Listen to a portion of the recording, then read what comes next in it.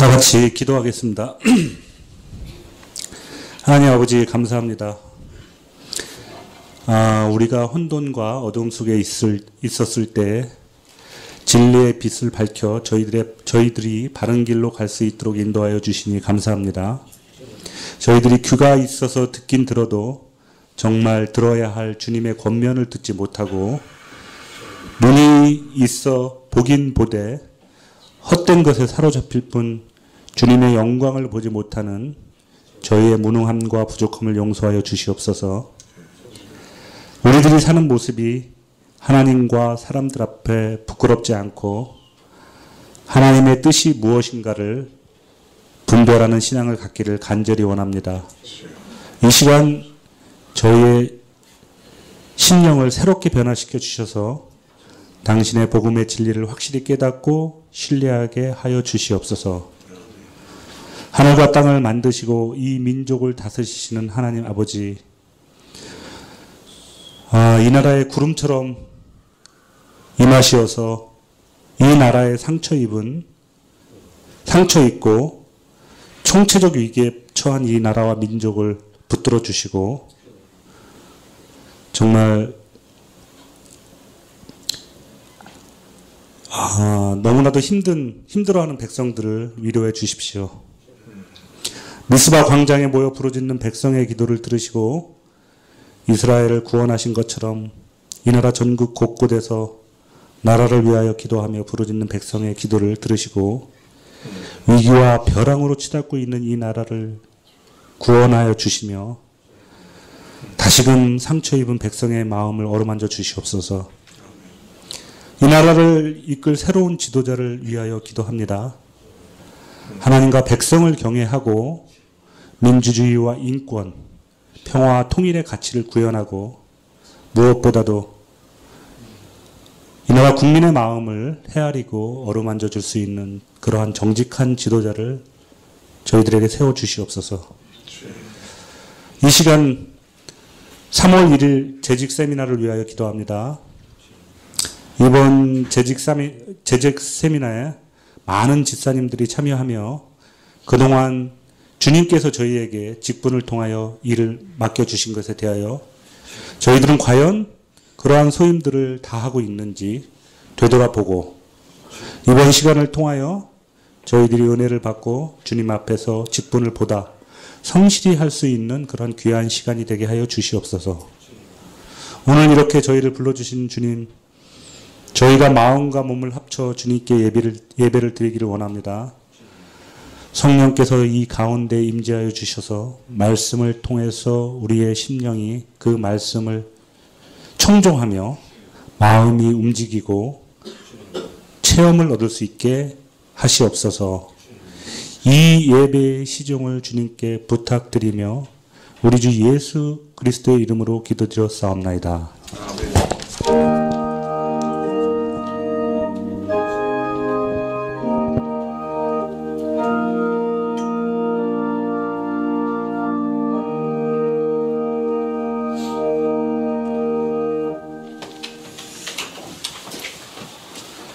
네, 말씀은 요한계시록 11장 7절부터 12절까지 말씀입니다.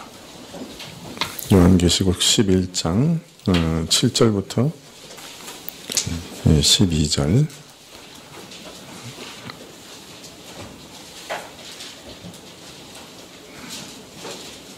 예, 13절까지 봉독하시겠습니다. 7절부터 13절.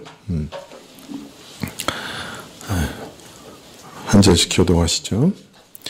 저희가 그 증거를 마칠 때 무정왕으로부터 올라오는 짐승이 저희로 더불어 전쟁을 일으켜 저희를 이기고 저희를 죽일 터인즉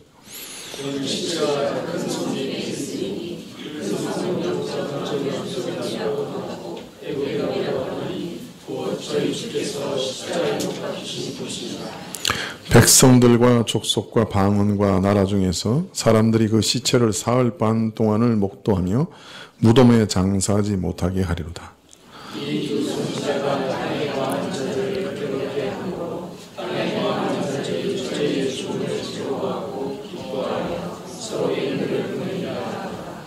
3일 반 후에 하나님께로부터 생기가 저희 속에 들어가매 저희가 발로 일어서니 구경하는 자들이 크게 두려워하더이다.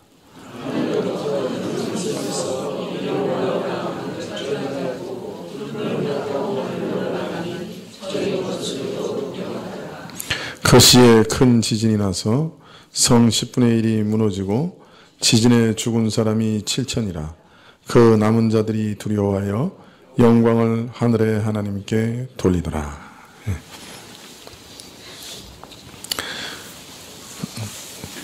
예, 9장 13절 이하에 여섯째 나팔이 울려 퍼집니다.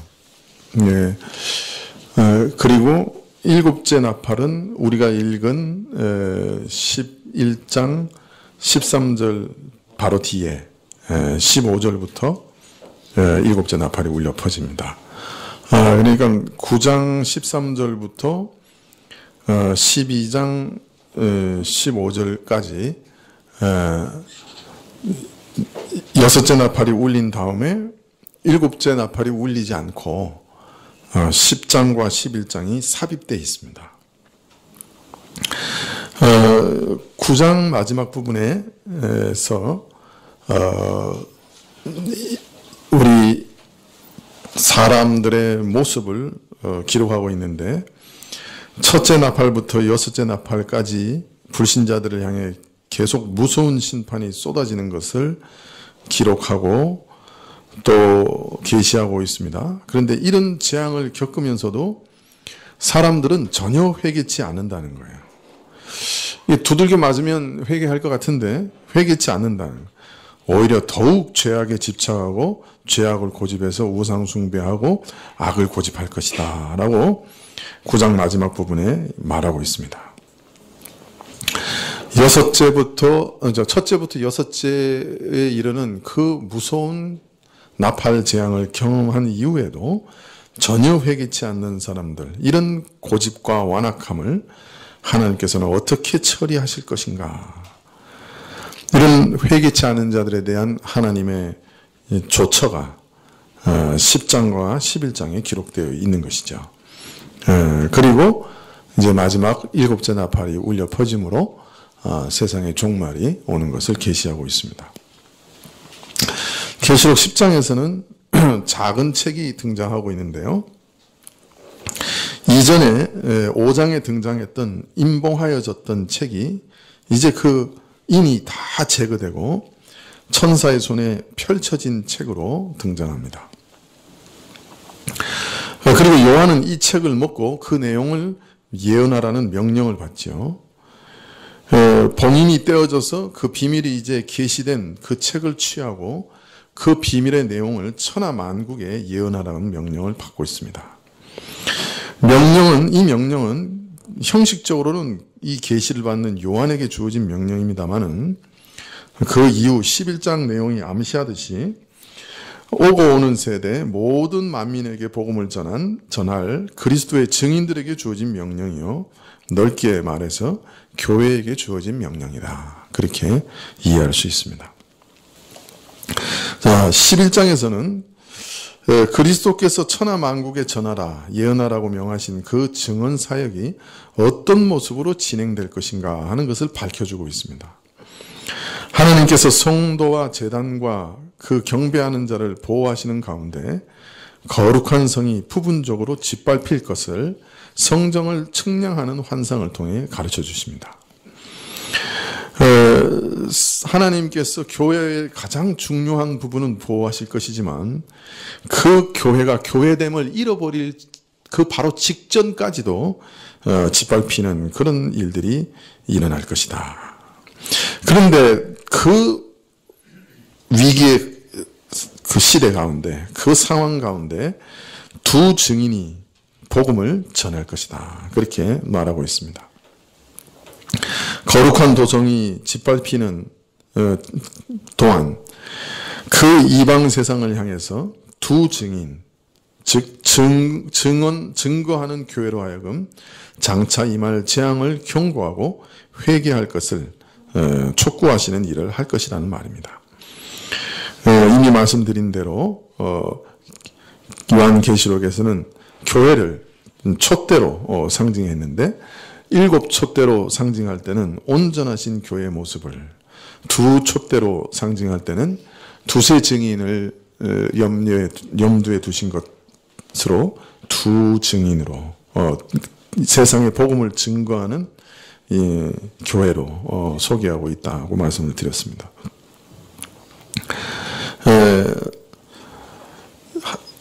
바로 이것이 하나님이 회개를 거부하는 세상에 대한 조처라.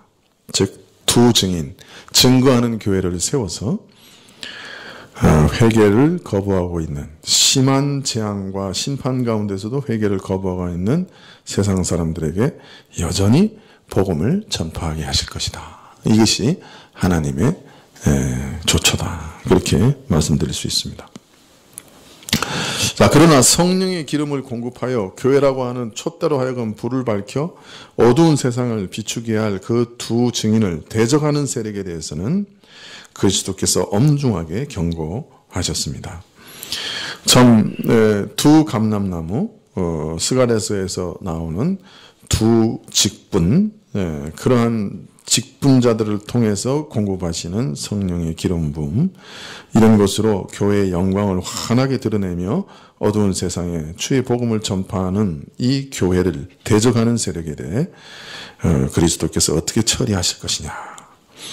하나님의 말씀을 증거하는 증인을 누가 해하고자 하면 그 입에서 불이 나와 소멸할 것이며, 그들이 증거하는 동안 내내 비가 내리지 않아 땅이 혹독한 한발의 고통을 겪을 것이며, 물이 피로 변하는 등 옛적 모세나 엘리야로 말미암아 사역하고 역사하셨던 그러한 권능으로 역사하시는 일들을 대적할 때는 모세나 엘리야로 말미암아 겪었던 심판이나 재앙보다 더 고통스러운 재앙으로 저들을 치실 것이다. 그렇게 말씀하고 있습니다.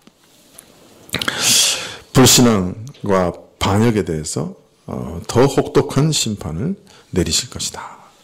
이처럼 그리스도께서 보내어 자기에게 대하여 증거하실 그 2 증인의 권세가 교회의 증언의 능력이 모세나 엘리야를 통해서 나타난 권세와 능력에 못지않을 뿐 아니라 오히려 훨씬 능가할 것을 알리시고 있는 것입니다.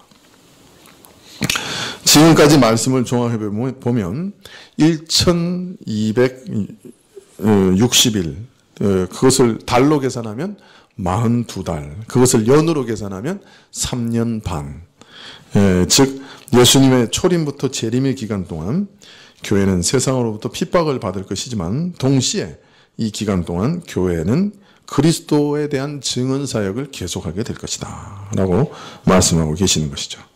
이처럼 11장은 교회가 계속 복음을 전하는 동안 세상은 또 심각하게 교회를 해하고자 하고 핍박하고 무너뜨리려고 하는 영적인 전쟁이 계속될 것을 우리에게 알리고 있습니다.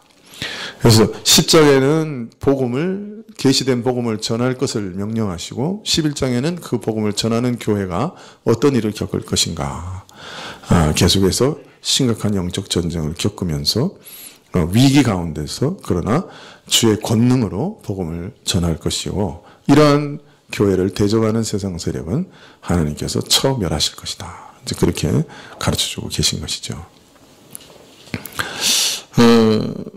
사실 교회를 멸망시키려고 했던 세상 세력 가운데 아직까지 살아남아 있는 세력이 없어요. 역사를 보시면 알겠지만, 교회가 거의 멸망할 것 같은 상황이 됐을지라도 오히려 교회는 끝까지 살아남죠. 그러나 교회를 멸망시키려고 했던 세력은 지금까지 역사 가운데 살아남은 것이 없습니다. 오늘 말씀에서는 이 2 증인이 증거를 어떻게 마칠 것인가 하는 것에 대해서 말씀하고 있습니다. 11장 7절에 저희가 그 증거를 마칠 때 무적행으로부터 올라오는 짐승이 저희로 더불어 전쟁을 일으켜 저희를 이기고 저희를 죽일 것이다. 그렇게 얘기합니다. 여기서 먼저 우리가 주목해야 될 말은 저희가 증거를 마칠 때라는 말입니다. 이 증거를 마칠 때라는 말이 암시하는 게 뭐죠? 교회는 계속해서 증언 사역을 해나간다는 거예요? 아니면 증언을 마치는 때가 있다는 거예요? 네, 교회는 증언을 마칠 때가 있다는 거예요. 교회는 계속해서 그 증언 사역을 이어나가지 않아요. 그 이상하게도 교회는 그 증언 사역을 끝낼 시기가 온다는 거예요. 이 세상에서 영원토록 증언 사역을 계속하진 않아요. 그렇게 하나님의 놀라운 사역자였던 바울도 그 사역을 그칠 때가 있었죠. 베드로도 그 사역을 그칠 때가 있었죠. 아무리 놀라운 사역자도 그 사역을 그칠 때가 있고, 아무리 놀라운 교회도 어떤 면에서는 그 사역을 그칠 때가 있습니다. 그 그칠 때라고 하는 말은 교회는 환난 중에도 자신의 사명을 완수한다는 그런 말을 또한 거기 암시하고 있는 것입니다. 하나님께서는 두 증인이 그 증거의 사명을 다 감당할 때까지는 저들을 보호하십니다. 저들은 마치 모세와 엘리야와 같은 권능으로 역사하기 때문에 어떤 세상 세력도 그 교회를 무너뜨릴 수 없습니다. 그러나 저들의 증언 사역을 완수할 때가 올 것이다 라고 말합니다. 정한 기한이 오면 저들은 그 사역을 완수하고 그치게 될 것입니다. 저들의 증언 사역을 마치게 되는 것이죠. 자, 그때가 되면 교회가 짐승, 즉 적그리스도의 세력에게 죽임을 당하도록 허락하실 것입니다. 그러나 두 증인이 죽임을 당한 때는 이미 저들은 이 땅에서 그들의 증언 사역을 다 감당한 이유인 것이죠. 앞에서 말하기를 하나님의 말씀을 증거하는 증인을 누가 해하고자 하면 그 입에서 불이 나와 소멸할 것이요 하늘을 닫아 비가 오지 못하게 하며 물을 피로 변하게 하며 온갖 재앙으로 땅을 친즉 어떤 권세도 감히 막거나 대항할 수 없는 그런 권능으로 증언 사역을 감당할 것이다 라고 말씀하셨습니다. 이런 말씀을 들으면 복음의 권세는 너무나 강력하여서 이 복음을 전하고 증거하는 교회 앞에 세상 세력은 여지없이 무너질 것이요 따라서 교회는 항상 승리만 할 것이다 이렇게 기대하게 되죠. 그런데 오늘 말씀을 읽어보면 이런 교회가 증언 사역을 마감할 때가 있다는 것입니다. 그리고 그 과정이 그런 일들을 해나가는 과정이 결코 승리 일변도의 순탄한 길들만은 아니다 하는 것을 알리고 있습니다. 교회가 그 사역을 다하면 무정에서 올라오는 짐승이 즉 짐승과 같이 포악한 세력이 등장해서 반드시 두 증인과 더불어 전쟁을 벌일 것이라고 말합니다. 그런데 이 짐승은 어디서부터 올라옵니까? 어디서부터 올라와요? 무저갱에서부터 올라오는 짐승이에요. 이 짐승은 사단과 악한 영들의 처소인 무저갱으로부터 올라오는 무서운 세력입니다. 그래서 이 짐승이 등장해서 교회를 대적할 것이고 교회를 죽일 것이라고 합니다. 비록 겉으로는 이방 세력이나 세상 세력의 모습을 빌릴지라도 세상 권력의 모습을 빌릴지라도 속과 배후에는 이런 무시무시한 영적 세력이 도사리고 있는 그런 짐승, 그런 세력, 그런 정치 권력들이 나타나서 그리스도를 증오하는 교회와 더불어 싸워 이기게 될 것을 알리고 있는 것입니다. 이처럼 그리스도를 증거하는 증인들은 반드시 이런 영적 세력, 사람 차원을 초월하는 그 밑바닥을 알 수 없는 그 깊이를 짐작할 수 없는 거대한 영적 세력과 반드시 싸울 수밖에 없는 것이고 그리고 이 싸움에서 마지막에는 죽임을 당하기까지 할 것이다 이렇게 말합니다. 로마 시대 같은 경우도 로마 황제가 아예 칙령을 내렸죠. 로마 황제의 신상을 앞에 두고 그것에 절하지 않는 사람은 죽이든지 탄광으로 끌고 가라 그렇게 얘기했죠. 그래서 많은 신자들이 배교했죠. 그 앞에서 절하고 또 어떤 신자들은 돈을 주고 그 절했다고 하는 증명서를 사기도 하고 그래서 디오클레시안 황제 같은 경우는 내가 이제 드디어 그 기독교의 씨를 완전히 말려버렸다. 예, 왜냐하면 그 교회 모든 성경책을 자기가 다 찾아내서 불태우고 모든 사람들이 다 자기에게 신상에 절하도록 했기 때문에 이제 교회는 이 지상에서 사라졌다. 이제 뭐 그렇게까지 장담한 그런 일들도 있었죠. 네, 그래서 짐승 어떤 면에서 아주 강력한 정치 권세 이런 것들로 인해 기독교가 사라져버리는 그런 경우도 종종 있었죠. 뭐 한 세기 전에 우리가 공산 진영에는 아예 그 기독교인이 없었죠. 다 사라진 것 같이 보였죠. 북한에도 얼마 전까지만 해도 그 신자가 다 없어진 걸로 생각했죠. 이게 그 평양에 있는 봉수교회 맞죠? 반석교회? 뭐 교회가 2개 있잖아요. 예, 그게 이제 그 위장교회거든요. 그래서 이제 외부 손님이 오면 이제 우리도 종교의 자유가 있다고 하는 걸 이제 보여주는 거 위장교회인데, 그래서 이제 공산당에 아주 투철한 분이 이제 목사고, 그래서 이제 형식적으로 이제 사람들이 끌어 모아져가지고 이제 예배를 드리는 건데, 근데 처음에 이제 성경을 위장교회를 만들어야 되니까 이제 성경을 만들어야 되잖아요. 그래서 이제 성경을 이제 만들려고 보니까 이제 있을 틈이 없잖아요. 그래서 이제 그 한국에서 밀수를 해갔대요. 공동 번역을 밀수해가지고 가서 거기 가서 자기들이 약간 이제 수정해가지고 그 번역을 만들었다는 거야. 근데 재밌는 거는 김일성 대학의 수재 둘을 뽑아가지고 그 성경을 이렇게 자기들 그 말로 조금 이렇게 바꾸는 작업을 했는데 그 둘 중에 하나가 예수님 믿었다는 거예요. 그 성경 번역하는 자기 조선 그러니까 북한 말로 바꾸는 어체를 바꾸는 일을 하다가 한 명이 믿었다는 거예요. 그리고 이제 성가대를 세웠는데 성가대에서 이제 찬송가를 연습해서 찬송을 하잖아요. 근데 이 성가대가 이게 그냥 보통 성가대가 아니고 그러니까 음대 출신들 전부 이렇게 뽑아가지고 이제 성가대를 세우는데 놀라운 거는 그 성가대에 서가지고 찬송하다가 믿는다는 거야. 그리고 그 찬송 소리를 듣고 이제 은혜를 받아서 믿는 사람들도 있다는 거예요. 그 다음에 이제 목회자가 있어야지 설교를 할 거 아니에요. 근데 설교를 어떻게 하느냐 하는 걸 알으려고 혹시 목회자가 있는가 그래서 전 그 북한의 지역에다가 물었대요. 이제 목회자가 혹시 있냐. 그때 2사람이 살아남아 있더라는 거야. 그 당시에. 그게 한 70 몇 년이거든요. 근데 두 사람이 살아 있었는데, 둘 다 하도 고문을 당해가지고, 이게 눈이 다 멀어가지고 장님이더래요. 그 장님이 된 목회자 2사람이 살아남아 있었대요. 근데 그 사람들한테서는 목사가 어떻게 설교를 하는지에 대해서 배울 수가 없었대. 그러니까, 얼마나 핍박을 했으면, 그죠? 그 가짜 교회를 세우려고 하는데, 성경은 물론이고 예배를 어떻게 드리고 설교를 어떻게 하느냐를 알려줄 목사도 찾기가 어려웠다. 그러니까 그런 지경이 있을 수 있는 거죠.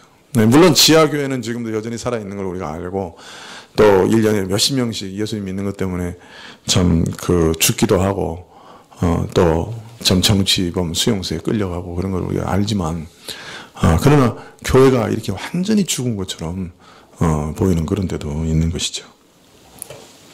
11장 8절에 저희 시체가 큰 성길에 있으리니 그 성은 영적으로 하면 소돔이라고 하고 애굽이라고도 하니 곧 저희 주께서 십자가에 못 박히신 곳이니라. 무적행위에서 올라온 짐승, 무시무시한 정치 권력에게 죽은 2 증인의 시체가 큰 성 넓은 길에 내버려질 것이라고 말합니다. 모든 사람들이 볼 수 있도록 큰 성의 대로에 버려져서 매장이 허락되지 않는 것이죠. 고대 사회에서 시체가 매장하지 못하도록 한다는 것은 가장 지독한 모독을 가한다는 뜻입니다. 이 짐승 같은 세력은 교회를 죽이고 진멸한 다음에 가장 심각한 모독을 가할 것을 말하고 있습니다. 근데 이 교회의 시체가 버려진 곳을 뭐라고 얘기해요? 어디에 버려졌다고요?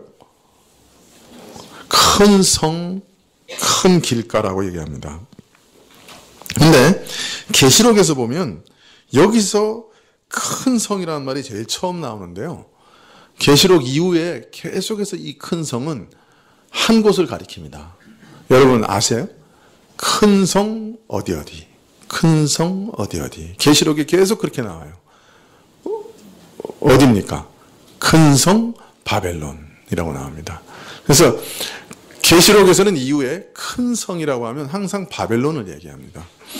여러분 바벨론에 대해서 많이 들어봤죠?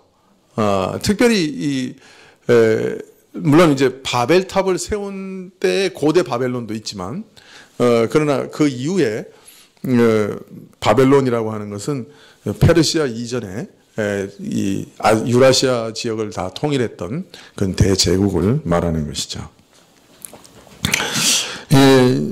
이 고대 바벨론 제국은 구약 이스라엘을 멸망시켰죠. 그래서 이스라엘 백성을 자기 나라로 끌고 와서 노예살이 하게 했죠. 엄청난 대제국이었죠. 이 바벨론은 고대 사회의 여러 나라를 굴복시키고 마음껏 짓밟을 수 있을 정도로 강력한 군사력을 가지고 있었습니다. 또 세계 만국에서 모아들이는 막대한 부로 이런 힘과 물질로 이룬 그 막대한 부를 취득했습니다. 이런 힘과 물질로서 이루어놓은 또한 찬란한 문명과 문화로도 유명했던 아주 거대 제국이었습니다.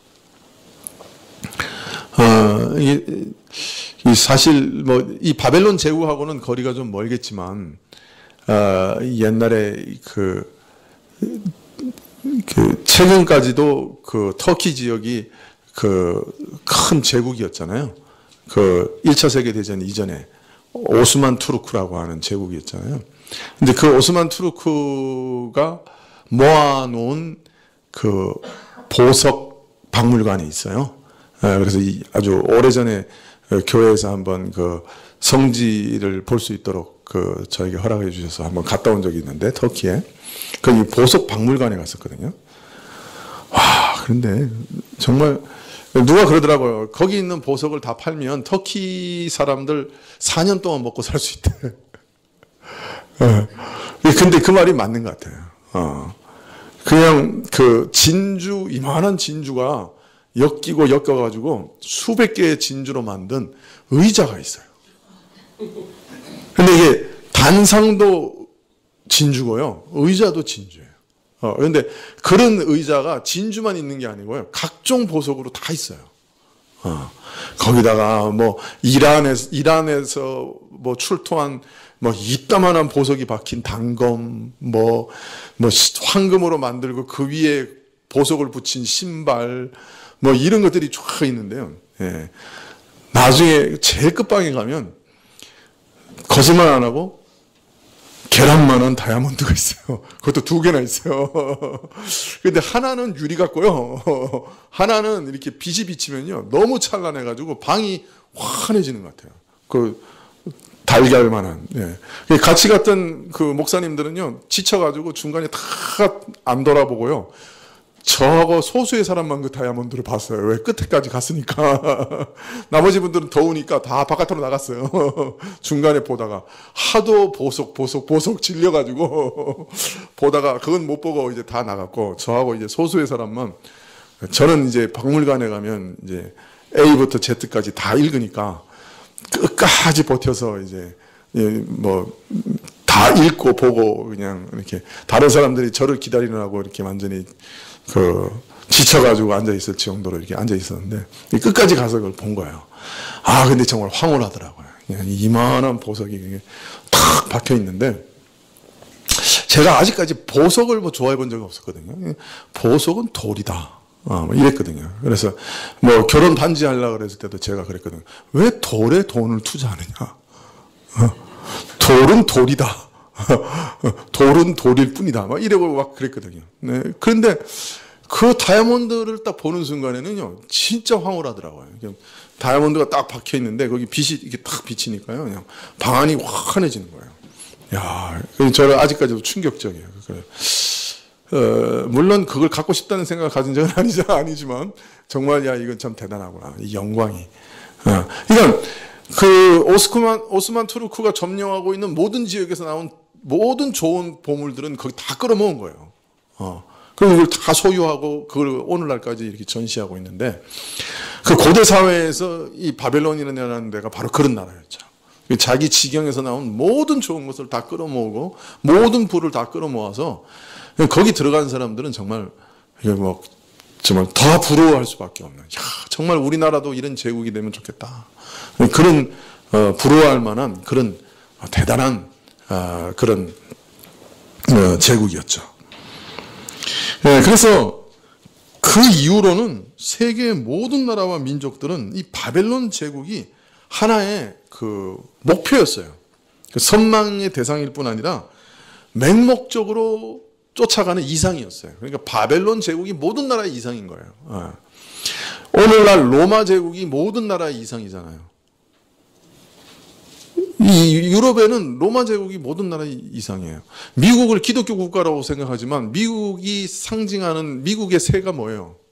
독수리잖아요. 그 독수리가 원래 어디의 상징이었어요? 로마 제국의 상징이거든요. 오늘날 모든 나라는 고대 로마 제국을 이상으로 삼고 있죠. 예. 근데 그 로마 제국의 이상은 바벨론 제국인 거죠.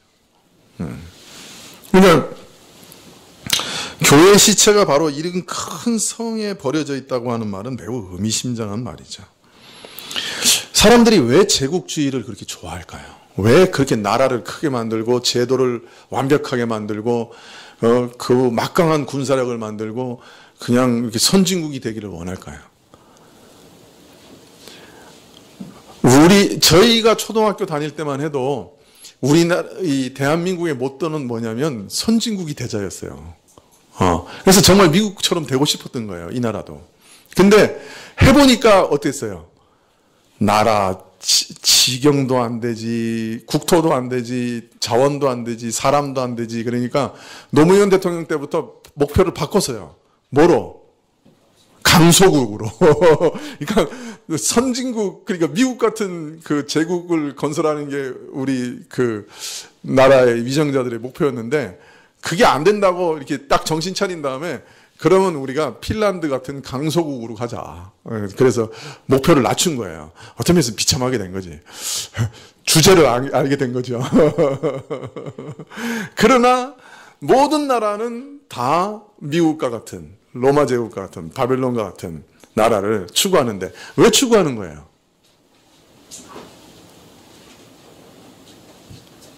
왜 추구해요?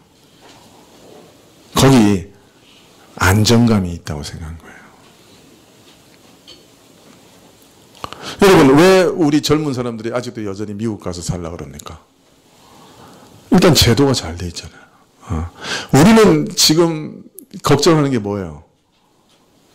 노후잖아요. 아무리 뼈 빠지게 벌어도 노후에 내가 먹고 살까? 다 걱정하잖아요. 근데 미국 가면 시민권만 얻으면 그래도 먹고는 사는 거 아니에요. 왜? 그게 나오잖아요. 뭐라 그래요? 연금이 나오잖아요. 제 처남이 미국에 사는데 지금 영주권을 가지고 살거든요. 근데 자꾸 저 애들 교육만 다 시키면 한국에 들어오겠다는 거예요. 야, 들어오지 마라. 니들 먹여 살릴 길이 없다. 거기 가서 거기서 그냥 시민권 획득해. 그래서 그거 가지고 얼마라도 연금 받아서 살아. 그렇게 맨날 얘기하는데도 뭐에 또 그 마음이 혹했는지 꼭 나와서 살겠다네. 이거 좀 골치예요.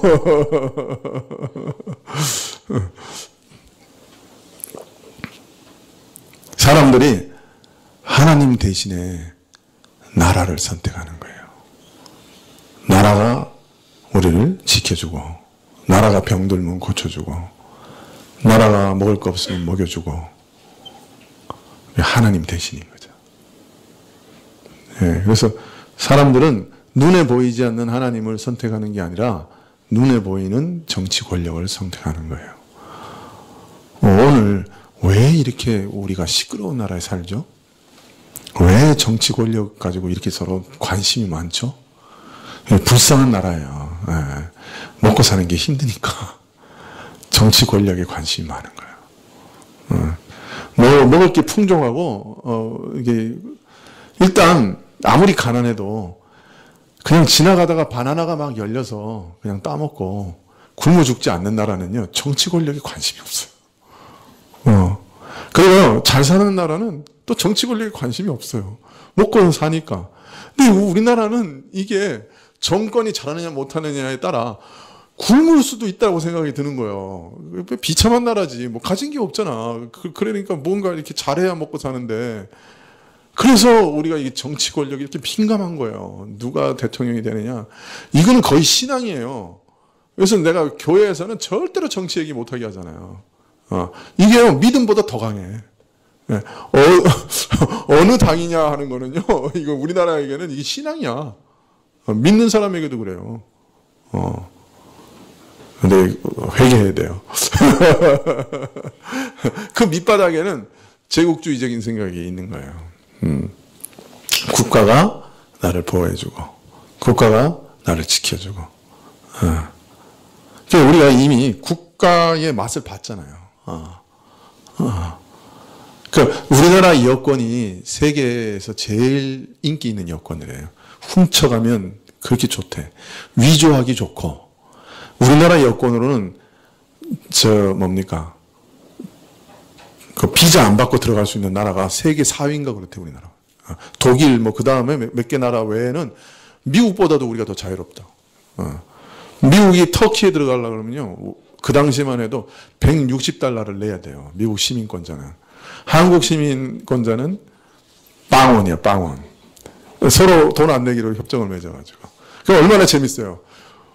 터키에 들어갔는데 미국 사람은, 시민권 가진 사람은 같이 간 목사님 중에 한 분이, 부부가 미국 시민권 가졌는데 1인당 160달러씩 낸 거예요. 얼마나 큰 돈이에요. 16만 원씩 내야 되잖아.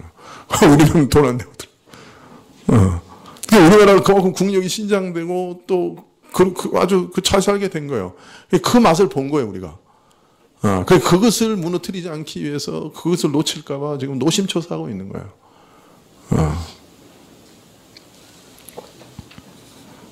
그러나 국가를 의지하는 것은 하나님 기뻐하실까요? 신자들이 국가를 의지하는 것은 정말 하나님 기뻐하실까요?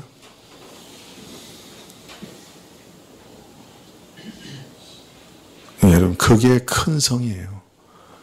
그런 믿음, 그런 기대, 그런 추구, 그런 안정감, 그게 사실은 바벨론이에요.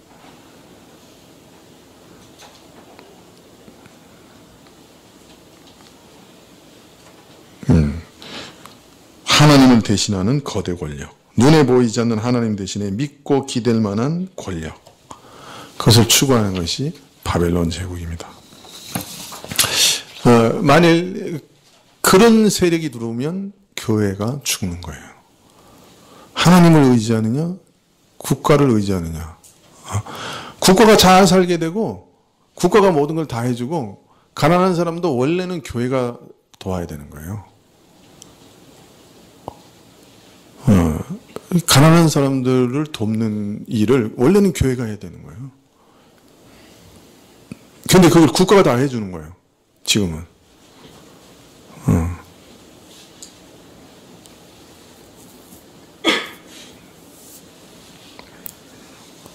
그래서 사람들은 국가를 기대해요.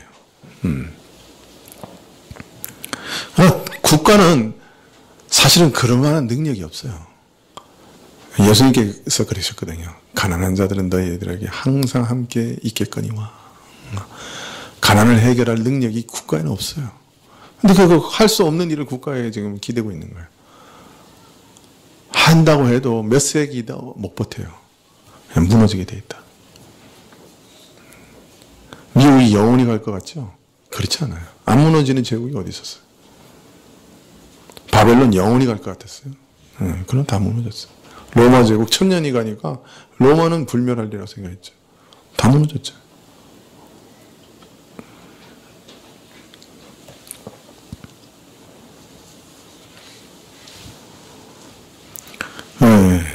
땅에 어떤 나라나 사람도 감히 도전하거나 대항할 수 없는 거대한 세력이 도사리는 곳. 거기 교회가 죽어 있는 거예요. 이 대제국은 하나님을 대신하는 세력이니까 그 대제국을 따르면 하나님을 따를 이유가 없는 거예요.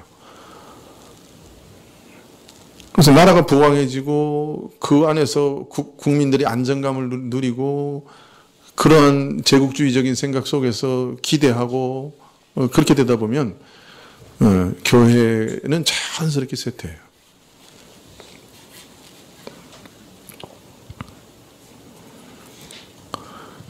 그리고 이 세력은 하나님의 자리에 앉으려고 하는 세력이기 때문에 자기보다 높은 참되신 하나님을 인정할 수가 없어요. 가만 내버려 둘 수가 없어요. 어떻게든 부숴버리려고 해요.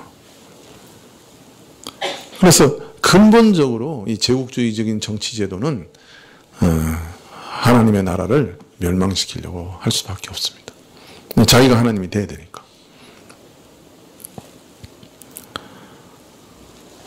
교회를 대적하는 이 세상 세력의 본질이 무엇인가, 그리고 이 세상 정치 권력의 본질이 무엇인가 하는 것을 우리에게 암시하는 말씀이라고 할 수 있습니다.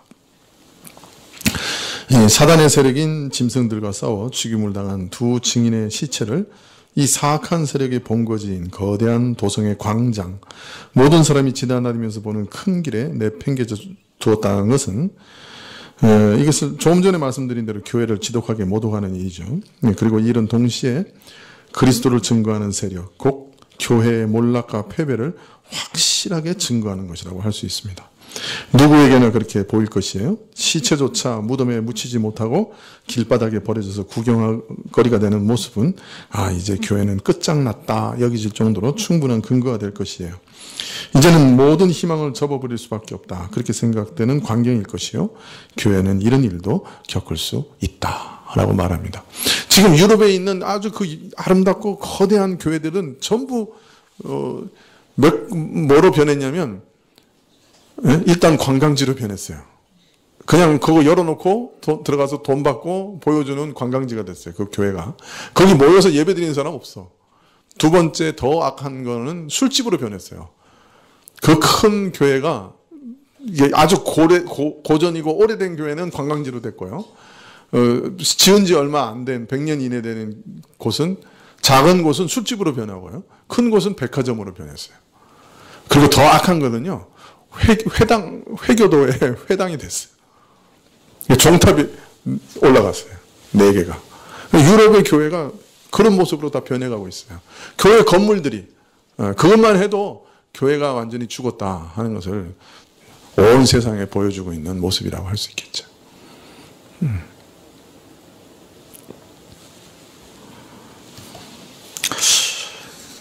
자, 그런데 큰 성에 대해서 계시록에서는 좀 더 부언 설명을 하고 있어요. 계시록 11장 8절 하반절에 그 성은 영적으로 하면 소돔이라고 하고 애굽이라고도 하니 곧 저희 주께서 십자가에서 못 박히신 곳이니라. 그것의 영적 본질과 성격을 이름하되 규정하되 소돔과 애굽이라, 이렇게 얘기하고 있습니다. 영적으로 말하면 소돔과 애굽이라고 이렇게 말합니다. 소돔은 무엇으로 유명한 성이었어요? 난잡한 동성애로 유명한 도시였죠. 구약에서 윤리적으로 타락한 대표적인 도시예요. 성경에서는 동성애를 뭐라고 얘기하냐면 사람이 사람의 수준을 버리고 짐승의 수준으로 가는 걸로 말해요. 그렇게 이해를 해요. 그래서 사람이 스스로 짐승이 되는 것을 얘기해요. 하나님의 형상으로 지음받은 고귀한 인생이 자신을 짐승의 수준으로 낮추는 거예요. 그래서 짐승 같은 짓을 하는 거예요. 근데 그런 것이 아주 너무나 만연된 도시가 바로 이 소돔이죠. 유럽에 지금 이게 아주 만연된 곳이 네덜란드의 암스테르담, 미국에서는 샌프란시스코, 한국에서는 안 가르쳐줘요.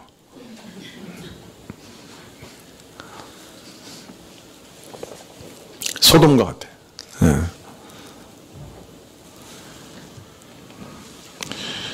롯을 구원하기 위해 보낸 천사들이 좀 이렇게 멋있게 생겼던 거예요, 천사가. 그랬더니 그 소돔에 있는 사람들이 그 사람들을 불러내서 부끄러운 짓을 하겠다고 달려들었어요. 하나님께서 죄가 너무나 지독해서 이대로 내버려 둘 수 없다고 해서 유황불로 직접 심판하신 도시가 소돔입니다. 사실 이 가나안 7 족속을 왜 하나님께서 심판하셨느냐? 그래서 거기 있는 짐승까지 다 쓸어버리라고 하셨느냐? 레위기에 나와요. 거기 금진상간, 동성애, 수관, 입에 담을 수 없는 그런 처참한 일들이 가나안 7 족속 중에 가득했다는 거예요. 사람들이 다 자기를 짐승의 수준으로 낮춰버렸다. 그럴 때 하나님 뭐라 그러시냐면 레위기에 보면 그 땅이 그 백성을 토해버릴 것이다 라고 얘기해요. 그 땅이 그 백성들을 토해버릴 것이다.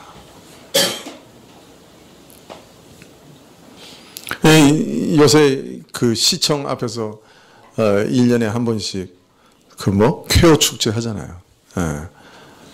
제가 그 고신의 사무총장하고 저하고 둘이서 처음 쾌어 축제 할 때 들어가 봤어요. 그 안으로.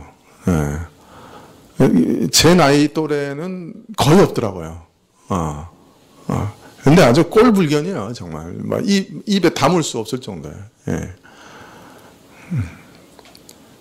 근데 거기 들어가니까 우리가 완전히 구경거리가 돼가지고 그 사람들이 전부 몰려와서 우리를 봐. 왜? 양복 입고 넥타이 메고 갔으니까. 그 사람들은 옷을 아주 이상하게 입었어요. 뭐 위는 입었는데 아래는 안 입고 막 이래. 앞은 입었는데 뒤는 안 입고. 그래서 또 그 사진 찍었더니 또 카메라 또 그 메모리 내놓으라고 또 얼마나 윽박 지르는지 그냥.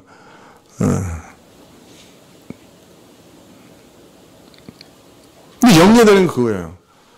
그것이 계속해서 지금 이제 초등학교 학생들 안에도 이제 지금 그런 게 막 퍼져나가고 있거든요. 이게 이 나라에 퍼져나가면요.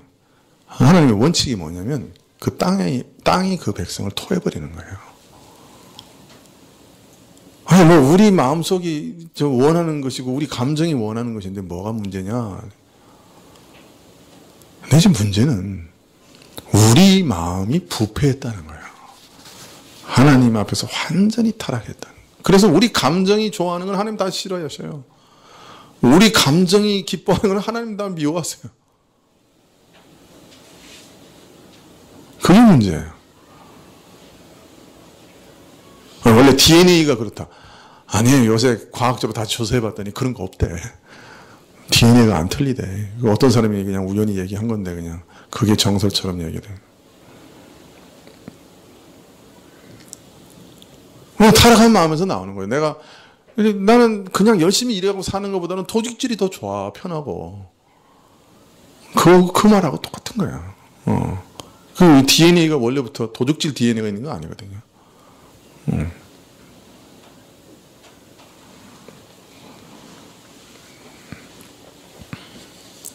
말할 수 있을 때 시컷 말해야지. 이제 다음번에 이제 또 뭐 차별 금지법 이런 게 나오면요. 또 이런 거 동성애가 죄다 이렇게 설교하면 또 3천만 원 벌금에 6개월간 뭐 금고형 뭐 이런데요. 네. 말할 수 있을 때 시컷 말해야 될 것 같아요. 제 이후로 목사하는 사람들은 정말 불쌍해요. 네. 벌금 낼 걸 각오하면서 감옥 갈 걸 각오하면서 안 하면 이런 말 못 하잖아요. 김영승 목사님 되게 불쌍하다. 나보다 오래 목회할 거 아니야. 네. 나는 한 10몇 년만 버티면 돼. 참 어찌 이렇게 되는지요. 근데 원래 세상의 본질이 이거예요. 그런 거 좋아한다는 거예요. 추잡하고 음란하고 이렇게 더러운 것도 좋아한다는 거예요. 이게 본질이에요.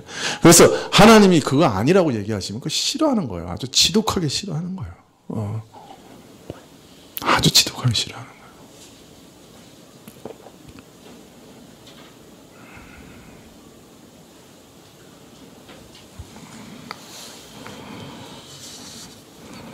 애국은 우리가 잘 아는 대로 이스라엘이 노예살이 하였던 나라지요. 예, 하나님께서 바로에게 내 백성을 보내어 나를 섬기게 하라고 명령하셨지만 거부하다가 온갖 재앙을 당한 끝에 망한 나라입니다. 이처럼 애굽은 하나님의 백성을 노예처럼 결박하여 자기 뜻대로 부리려는 강한 세력을 대표하는 나라였죠. 근데 사실은 이 나라는 또한 동시에 우상 숭배의 본거지이기도 합니다. 출애굽기 12장 12절에 보면 이런 말씀이 있어요. 내가 그 밤에 애굽 땅에 두루 다니며 사람과 짐승을 물어나고 애굽 나라 가운데서 처음 난 것을 다 치고 애굽의 모든 신에게 벌을 내리리라. 나 여호와의 말씀이라. 즉 하나님께서 10가지 재앙으로 애굽을 치신 것은 실상은 애굽 사람들이 섬기는 신들을 치신 거예요. 그 나일강을 그 애굽 사람들이 신으로 여겼거든요. 그걸 치신 거예요. 그래서 애굽이 자신들의 풍요를 보장해주고 또 풍요를 방해하는 모든 재앙을 막아주고 뭐 이런 신들을 섬기고 있었는데 그 10가지 신들을 다 치신 게 10가지 재앙이에요. 그래서 그들의 거짓됨을 다 드러내신 거죠.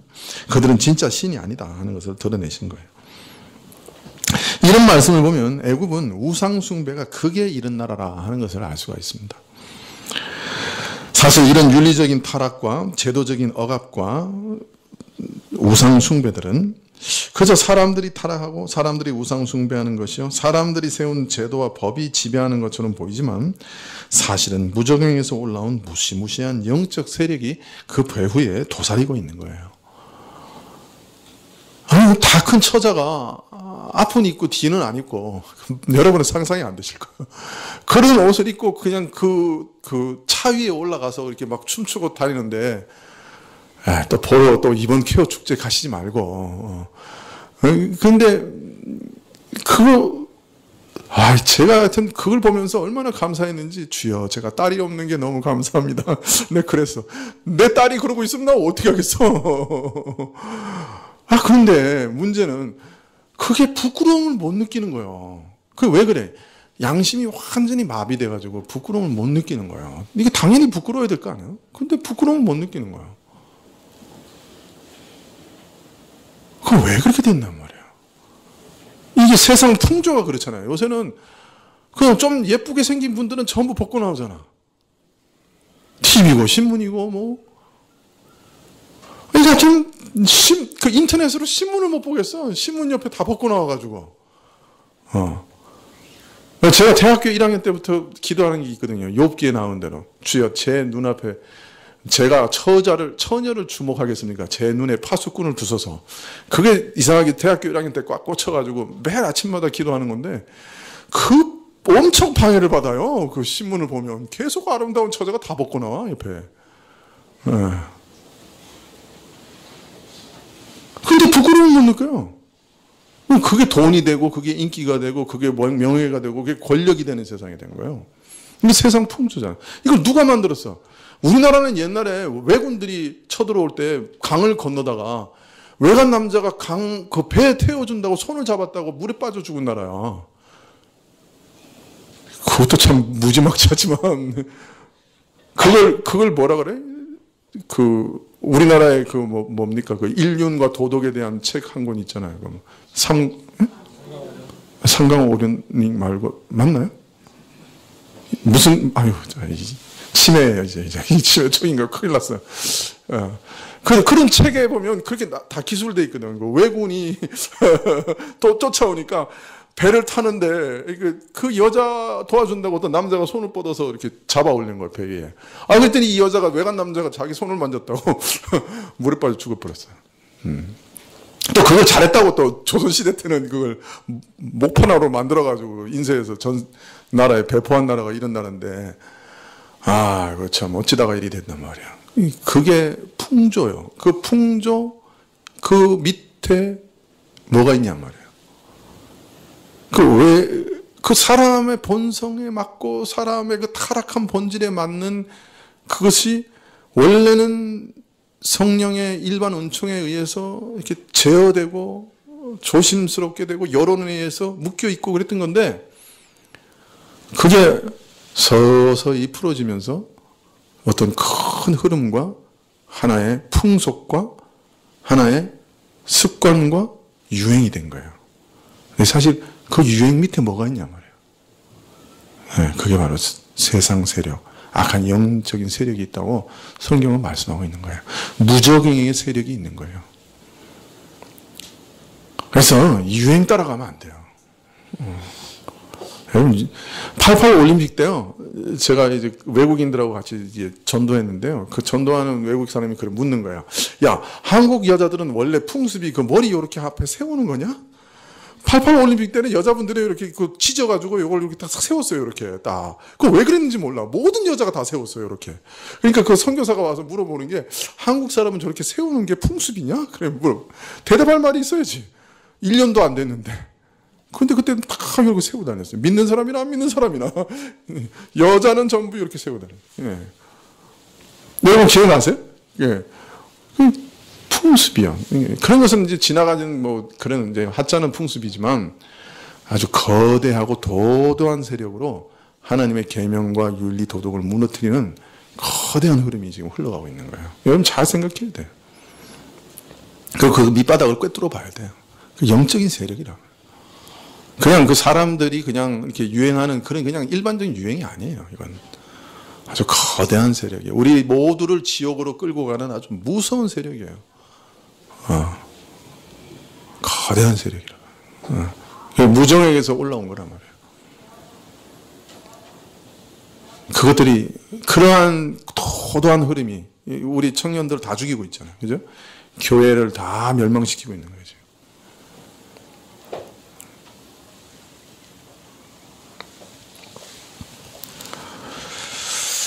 자, 이 도시의 성격을 영적인 소돔이요 영적인 애굽이다라고 성격을 한마디로 규정한 다음에 곧 이어서 저희 주께서 십자가에서 못 박히신 곳이다 이렇게 말하고 있습니다.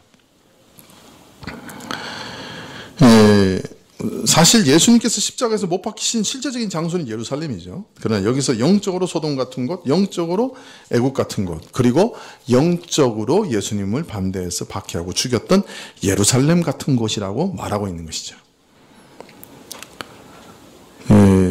윤리적으로 극한 타락과 쾌락 추구, 국가의 제도적인 교회에 대한 핍박과 억압, 그리고 하나님 아닌 것을 하나님으로 섬기게 하는 우상 숭배, 특별히 국가를 숭배하게 하는 제국주의, 이것이 극에 달해서 제도적인 교회를 억압하고 핍박하여 죽이는 일,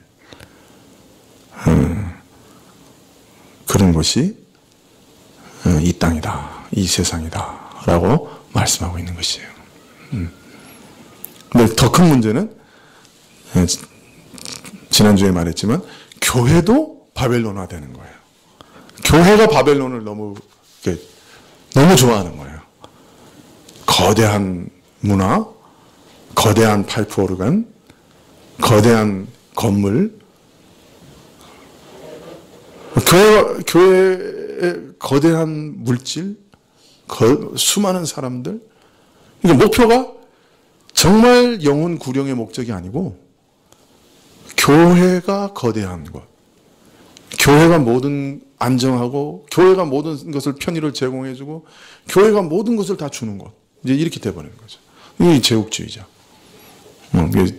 교회의 제국주의화. 이건 더 무서운 거죠, 사실은. 그래서 지금은 세상만 제국주의를 따라가는 게 아니에요. 재벌들만 제국주의를 쫓아가는 거 아니에요. 사실은 지금 교회도 제국주의를 쫓아가고 있어요. 교회의 본질이 뭐냐 하는 것을 생각하지 않죠. 자, 그런데 여기서 저희 주께서 십자가에 못 박히신 곳이라고 한 말씀의 뜻을 좀 새겨볼 필요가 있어요. 왜냐하면 이 두 증인의 죽음을 바로 그리스도의 십자가에 비기고 있기 때문에 그래요. 누구보다 복음을 능력 있게 전하였던 이들이 이처럼 비참한 죽음을 당하였으니 어떻게 보면 이들은 실패자로 끝난 것으로 보일지 모릅니다. 그러나 예수님의 죽음이 마치 실패자의 죽음처럼 보였지만 실상은 가장 고귀한 죽음이요 하나님의 뜻을 이루는 값진 죽음이었던 것처럼 예수님께서 영적으로 바벨론과 같은 곳에서 죽음을 당하셨지만 사실은 사람들을 구원하시는 가장 고귀하고 값진 죽음이었던 것처럼 이들 역시 자신들의 죽음으로써 자기들에게 맡기신 하나님의 사명을 온전히 이루는 것이었죠. 저희 주께서 십자가에 못 박히시는 곳이라는 말은 바로 이런 사실을 암시하고 있어요. 이들도 저희 주님처럼 죽음을 통해서 자신들의 소명을 완수하고 하나님께 영광 돌렸다 하는 것을 암시하는 것이라고 할 수 있겠죠. 저들의 죽음은 예수 그리스도의 죽음에 동참하는 죽음이요, 순교자의 죽음이요, 죄인을 살리려 자신을 죽음에 내어주신 그리스도의 고귀한 죽음에 동참하는 죽음이었습니다.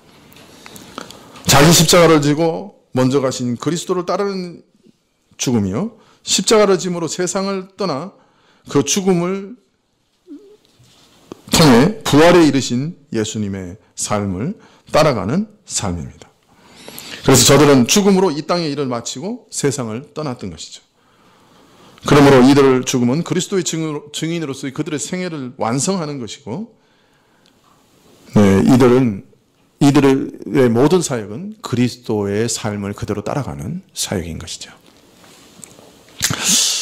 자, 11장 9절에 보면 백성들과 족속과 방언과 나라 중에서 사람들이 그 시체를 사흘 반 동안을 목도하여 무덤에 장사하지 못하게 하리로다. 자, 여기서 두 증인이 시체를 사흘 반 동안 목도하게 한다고 할 때 시체가 단수로 되어 있어요. 두 증인의 시체를 8절과 9절에는 단수로 시체라고 얘기하고 그 다음에 한 번 시체들이라고 얘기합니다. 두 번은 단수, 마지막은 한 번은 복수로 나오는데, 이것은 두 증인이 사실은 한 본질, 한 교회를 뜻한다고 하는 것을 암시하는 것이라고 할 수 있습니다. 증인들이 죽은 시체를 백성과 족속과 방언과 나라 중에서 본다고 합니다. 여기서 먼저 교회 공동체를 향한 핍박이 국지적인 것이 아니라 온 세상 열방들이 일에 함께 참여하고 있다는 것을 알 수 있습니다. 사흘 반 동안 시체를 장사하지 못하게 한다고 그랬는데, 이 사흘 반 동안이라는 기간은 뭘 뜻하는 것일까요? 어떤 분들은 교회의 사역, 두 증인의 사역인 1260일과 비교했을 때 사흘 반은 매우 짧은 시간이다. 그러므로 교회의 영광은 길고 고난은 짧다. 이렇게 말씀하시는 분들이 있어요. 그래서 이제 사흘 반을 교회 사역 기간인 1260일과 비교하는 분이 있는데, 그러나 사실은 제가 보기에는 오히려 이것은 주님이 무덤에 머무르셨던 사흘 동안과 비교해야 된다고 생각해요. 왜냐하면 그들이 죽은 곳이 주님이 십자가를 지신 곳이거든요. 그 말을 생각한다고 하면, 그러면 사흘 반이라는 말은 뭘 의미하게 될까요? 예수님은 사흘 동안 무덤에 머무셨어요. 그런데 이 사람들은 죽은 지 시체가 얼마 동안? 사흘 반 동안. 그리고 예수님은 그 죽은 시체가 무덤에 머무르셨어요. 그러나 이 사람들은 무덤에 못 들어갔어요. 길가에 내버려 두었어요. 그 말은 뭘 말하는 거예요? 이 교회의 핍박과 고난과 고통은 예수님이 당하신 모든 고난과 고통보다도 더 심각할 수도 있다 하는 것을 보이시는, 암시하는 숫자라고 말할 수 있겠죠. 이것을 교회는 얼마 동안 죽었다가 다시 깨어나나 그렇게 막 시간으로 계산하면 잘못된 계산이 될 것이에요. 자, 11장 10절. 이 두 선지자가 땅에 거하는 자들을 괴롭게 한 거로 땅에 거하는 자들이 저희의 죽음을 즐거워하고 기뻐하며 서로 예물을 보내리라. 땅에 거하는 자들이란 말은 계시록의 하나의 관용구죠. 이 세상 사람들, 마귀를 섬기는, 마귀에 속한 사람들이죠. 그들이 두 증인의 죽음을 보고 즐거워합니다. 그리고 선물을 교환합니다. 여러분은 언제 선물 교환해요? 축하할 일이 있을 때 선물을 교환하죠, 보통. 뭐 안 하셔도 되고요. 이 사람들이 지금 축하할 일이 생긴 거예요. 왜 축하할 일이 생긴 거예요? 자기들의 양심을 그렇게 괴롭히고 회개하라고 촉구하던 교회가 입을 다물었어요. 잠잠해졌어요. 그리고 얼마나 좋아요. 자기들의 양심을 더 이상 괴롭히지 않아요. 회개와 심판을 외치는 증인들이 죽이도록 미웠는데 이제 없어졌어요. 그래서 회개할 이유를 모르고 회개할 의지가 없는 완악한 심령들에게 두 증인들이 끊임없이 귀에 거슬리게 그냥 메시지를 들었는데, 회개하라, 천국이 가깝다 계속 들었는데, 이제 저들이 죽어버렸기 때문에 더 이상 그런 소리 안 들어도 돼요. 얼마나 기뻐요. 그래서 선물을 교환하면서 기뻐하는 것이죠. 참 교회는 항상 죄를 지적하고 회개를 외치면서 복음을 받아들이도록 증언합니다. 복음 증거가 죄의 쾌락을 즐기는 세상 사람들의 양심은 항상 괴롭게 합니다. 거짓교회는 사람에게 아첨해서 그들이 듣기 좋은 말만 골라 합니다. 참교회는 사람들이 듣든지 듣지 않든지 죄를 책망하게 되어 있습니다. 그리고 이 교회는 세상 사람들에게 미움을 받습니다. 한 교회가 전하는 복음 때문에 사람들은 괴로워합니다. 저 교회의 죽음을 보고 즐거워합니다. 심지어 서로 예물을 보냅니다. 강남에 있는 큰 교회 목사님이 한 분은 목회자들을 수없이 모아놓고 목회 세미나를 했어요. 그분이 이렇게 얘기하는 거예요. 야, 교회가 부흥하려고 하면 죄에 대해서는 일절 얘기하지 마라. 회개라는 말은 꺼내지도 마라. 제가 그다음부터는 그분 설교는 아예 안 들었어요. 제 회개의 메시지가 사라지면 그 교회는 죽은 거예요. 그게 죽은 거예요, 사실. 사실 옛날이나 지금이나 세상은 교회가 휘청거리는 모습을 보고 기뻐하고 즐거워합니다. 불신앙이 교만과 저기와 합쳐지면 거룩하신 하나님과 그 백성을 마음껏 조롱하고 모욕하는 것으로 발전합니다. 금세기에도 이런 일들이 일어나고 있죠. 구라파 교회들이 조금 전에도 말씀드렸지만 시체들처럼 텅텅 비어가고 예배당 건물이 술집이 되어가는 모습을 보고 있습니다. 사탄에 속한 사람들이 기뻐 날뛰고 있죠. 교회 부흥이 멈추고 교회가 영향력을 잃어가는 모습을 보면서 세상 사람들은 축제를 벌입니다. 한국교회가 침몰하는 것을 보면서 참 한국교회의 아픔을 보면서 사람들은 즐거워합니다. 아프가니스탄에서 샘물교회 단기 선교팀이 고난을 당하고 순교의 피를 흘릴 때 한국은 마치 미친 듯이 날뛰며 교회를 회방하고 비난의 축제를 벌였죠. 한국교회가 성장이 멈춘 모습을 보고 세상 사람들은 미소 지으며 기뻐하지요. 세상은 절대로 교회를 환영하지 않습니다. 교회가 아무리 세상을 돕고 선을 행해도 세상은 교회를 미워합니다. 교회가 선을 행하면 행할수록 자신들의 악함이 더 드러나기 때문에 교회가 선을 행하면 행할수록 사실은 교회를 더 미워합니다. 자신들의 죄들이 더 선명하게 드러나기 때문에 세상은 교회가 선을 행하면 행할수록 오히려 교회를 더 비난하고 미워하게 되어 있습니다. 그런데 거기다가요, 세상이 교회의 흠집을 발견하면 얼마나 기뻐하겠어요. 목사의 흠집을 발견하면 얼마나 비난하겠어요. 한국교회가 정말 어려운 시기에 처해 있는 것이죠. 자, 그러나 그 두 증인의 죽음은 죽음으로 끝나지 않습니다. 11장 11절에 3일 반 후에 하나님께로부터 생기가 저희 속에 들어가며 저희가 발로 일어서니 구경하는 자들이 크게 두려워하더라. 하늘로부터 큰 음성이 있어 이리로 올라오라 함을 저희가 듣고 구름을 타고 하늘로 올라가니 저희 원수들도 구경하더라. 하나님께서 교회에 생기를 다시 불어넣어 주실 것이고 교회는 다시 일어설 것입니다. 마치 주님께서 사흘간 무덤에 계시다가 다시 사신 것처럼 교회도 부활의 첫 열매이신 주님을 이어 부활하게 될 것입니다. 주를 위하여 복음을 전하다가 죽은 신자들이나 교회는 부활할 것을 여기서 오늘 또 예언하고 있습니다. 자, 오늘은 여기까지 말씀을 줄여야 될 것 같습니다. 그런데 여러분이 진짜 궁금한 거는 말씀 안 드렸습니다. 이 사건이 언제 일어날 것인가? 그죠? 언제 두 증인이 죽임을 받고 언제 다시 부활할 거냐? 궁금하지 않으십니까?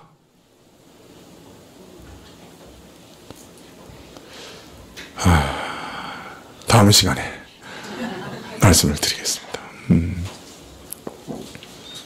사실 이거 읽으면 제일 궁금한 게 그거예요. 이 사건이 도대체 언제 일어나냐? 아니에요? 그죠? 예. 그럼 뭘 보고 계시는 거예요?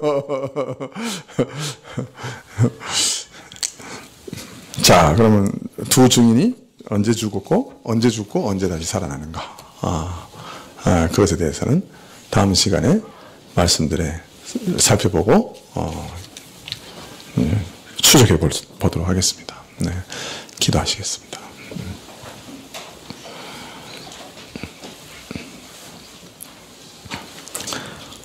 아버지 하나님, 교회는 항상 영적인 전쟁을 치러야 하고 목숨을 걸며 세상과 전쟁하는 순교의 삶을 살아야 됨을 오늘 말씀하셨습니다. 그러나 저에게 맡겨진 사명을 감당할 때까지는 죄의 복음을 증거하는 그 사명을 감당할 때까지 저희 교회를 지키시고 보호하실 것을 또한 저에게 말씀하셨습니다.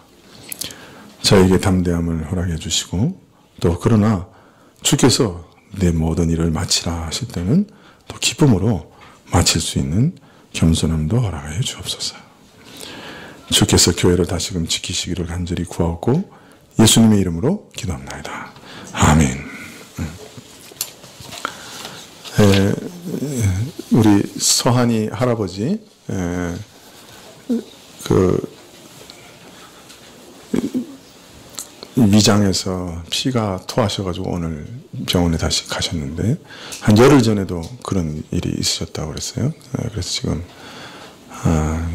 지금 병원으로 가신 상황인데 어떻게 진전이 됐는지는 지금 모르고 있습니다. 그래서 우리 배성환 할아버지 위해서 기도해 주시면 좋겠어요.